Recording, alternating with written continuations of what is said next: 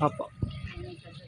Good, good afternoon, my compadres in the Philippines and the world. Today is May 2, first Saturday here in the National Eco Spiritual Park of the Our Lady of Lourdes. And this morning, upon waking up, I told my Ate Josie Maslangan that Our Lady of Lourdes is calling me. That's why I told them I will join.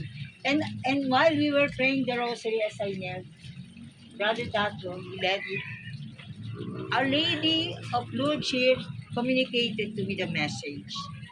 I want you in the heritage site of Rodriguez Rizal, Pamitinang Protected Landscape, to build the grotto or Mother of Mercy, Mother of Imperfect Graces, with a photo too of Saint Elizabeth Child Jesus and Saint Joseph, and in the grotto it will be called 2026 Philippines Transfiguration Temple for the World.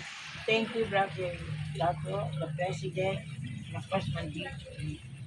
Thank you, thank you, thank you. Amen. Amen. Ako sana and, Nachet, and Our Lady told me not to offer this process.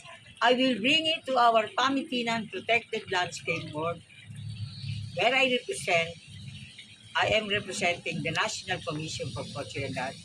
I will show this as the proof. Amen. Amen.